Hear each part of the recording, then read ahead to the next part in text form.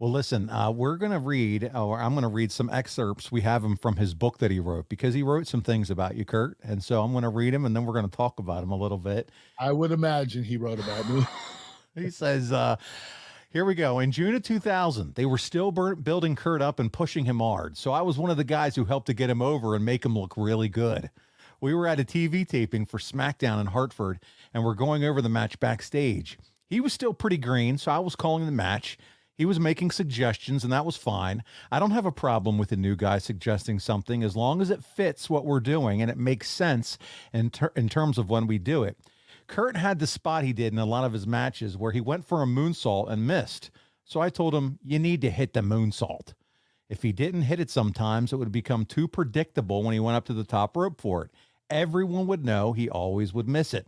He said, I don't know if I can do that. I've never landed on anyone. I told him he would be fine and that it would be a good swerve. Everybody would be expecting him to miss, so why not nail it this time?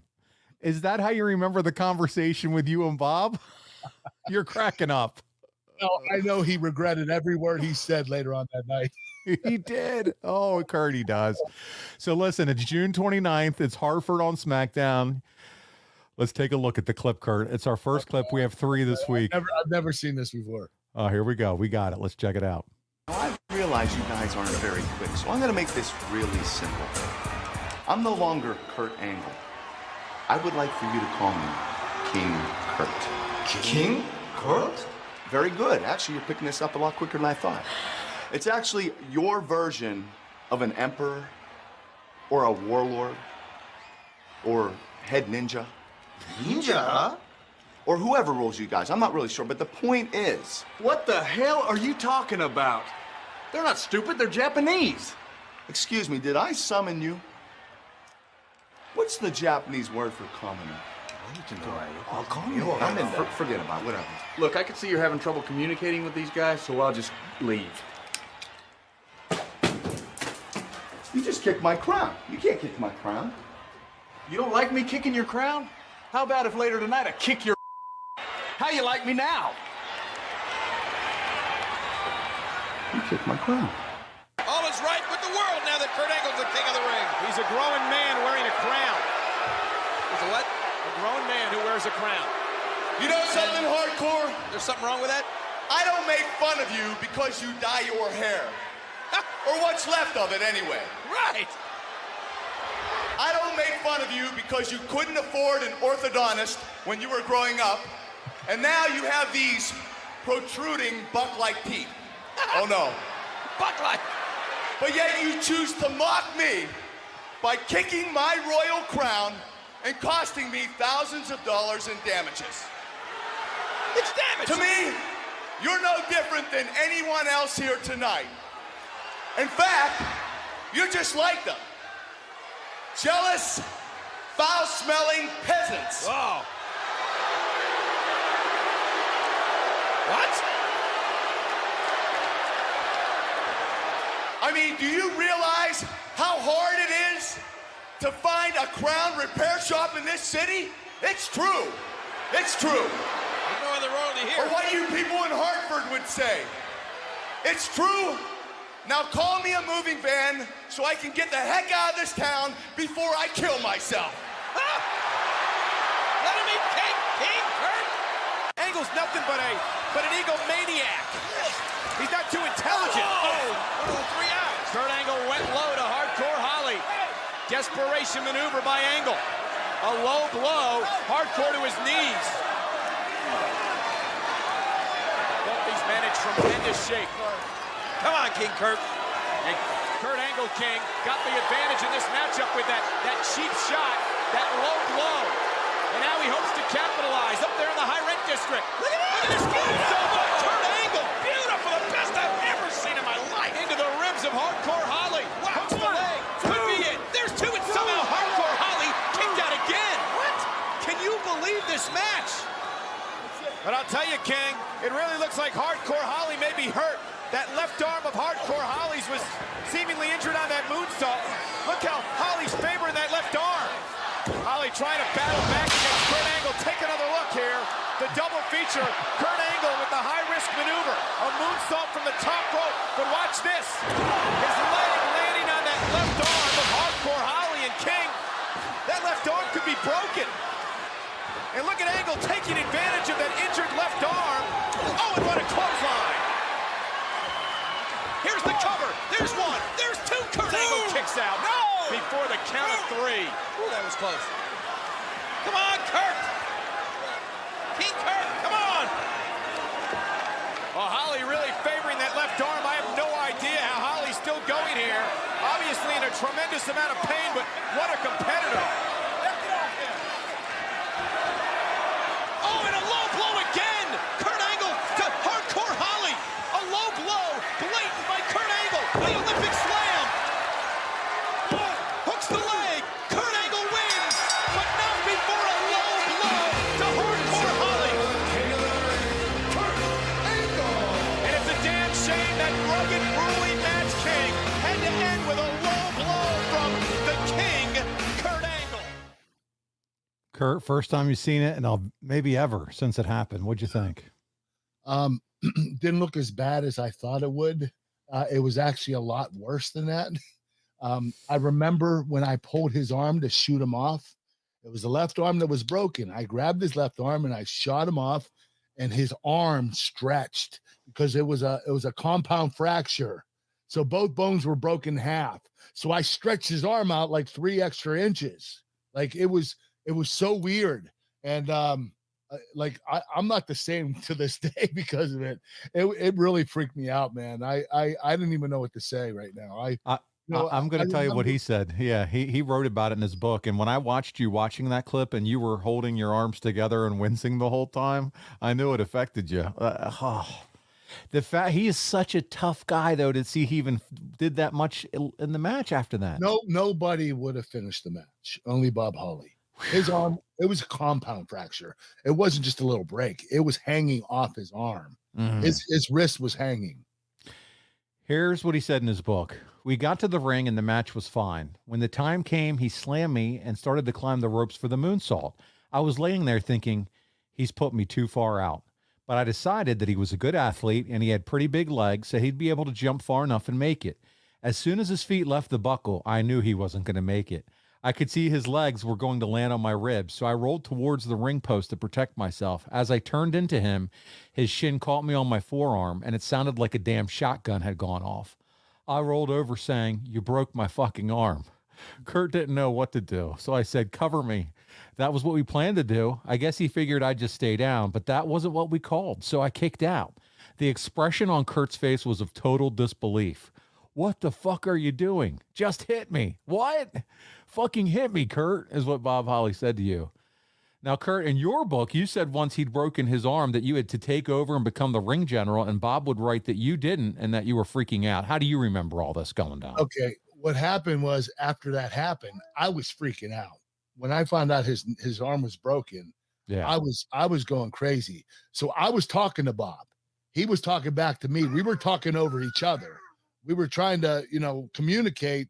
So we were both speaking, and I was trying to, I thought I should lead the match because he was injured, and he wanted to lead the match because he had a broken arm and he was limited. So I should have just listened to him. Instead, we were both talking. And although you could tell that I was listening more to Bob, sure. Whatever, because that finish right there wasn't exactly the finish that we had planned.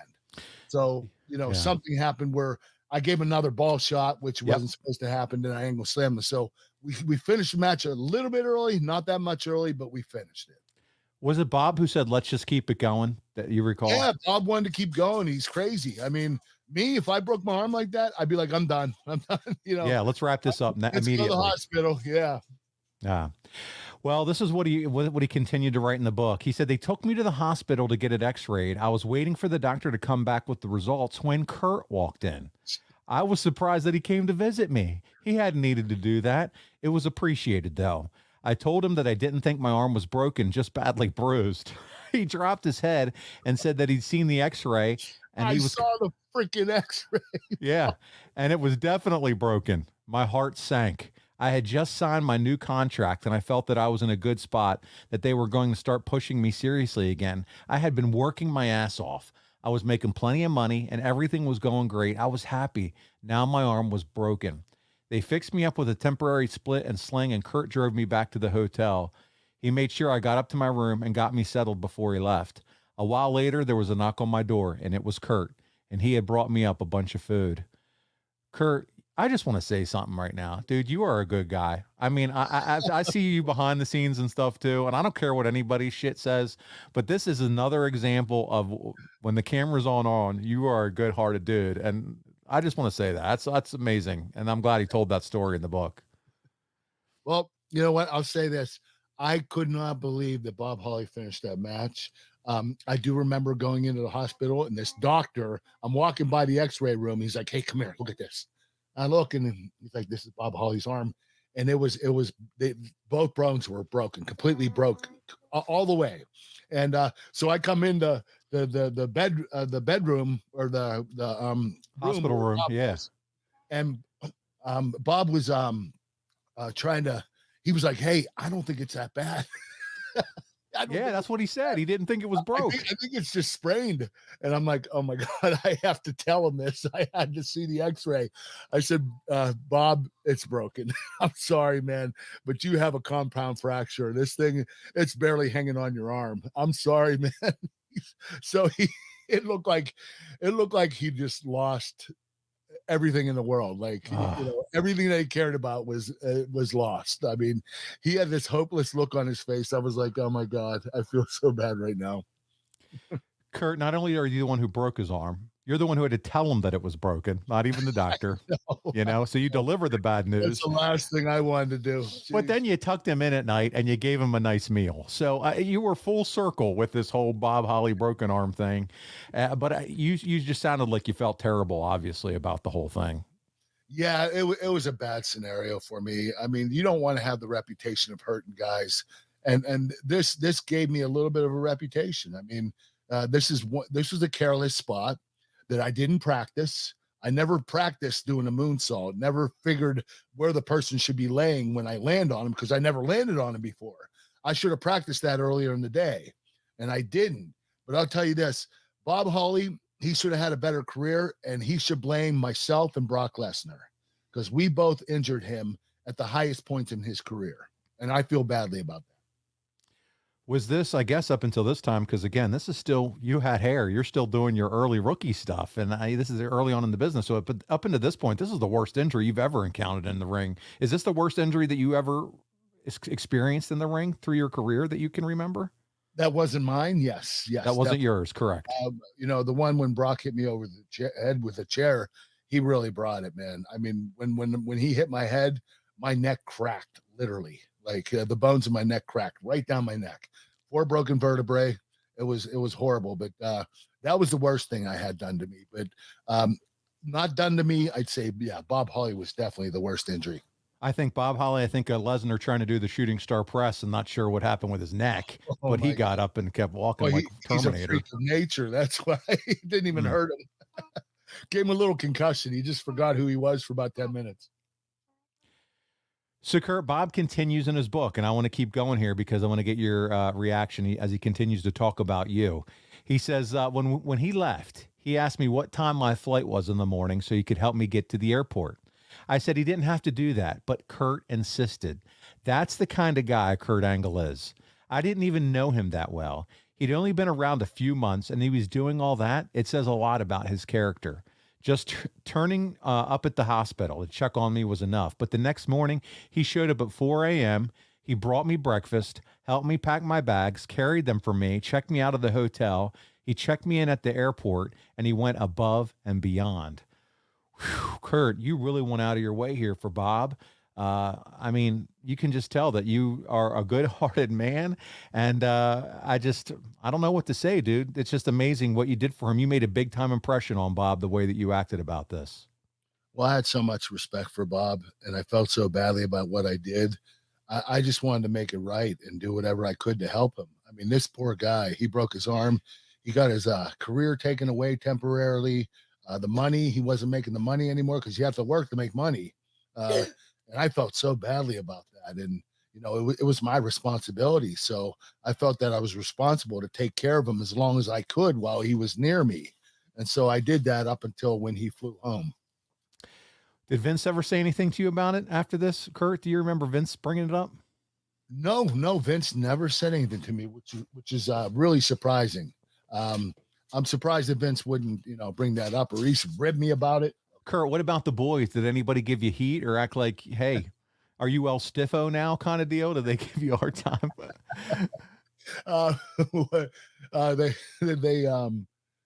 Edge and Christian were ribbing me a lot. I bet they did. Are you gonna break my arm too, Angle?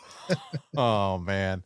So, but we were all close. I mean, they could rib me all they wanted. If someone I didn't know barely would rib me, I'd be a little bit like, why the hell are you ribbing me? I don't even know you.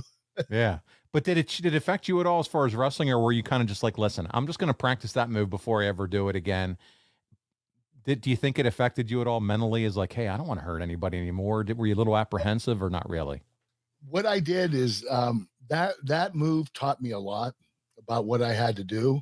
And I decided that I wasn't going to practice it, but I knew exactly what I had to do when I placed somebody in the ring. I saw where I went with Bob. I went a little bit in front of halfway. So I knew that I actually go up more than I go out. So I gauged myself to go up. So I would lay the guy in between the corner and the middle of the ring, but in between that. So he would be closer to the corner of me than the opposite corner. So I gauged it so that I would at least hit the move properly and not underperform. Under rotate, I guess.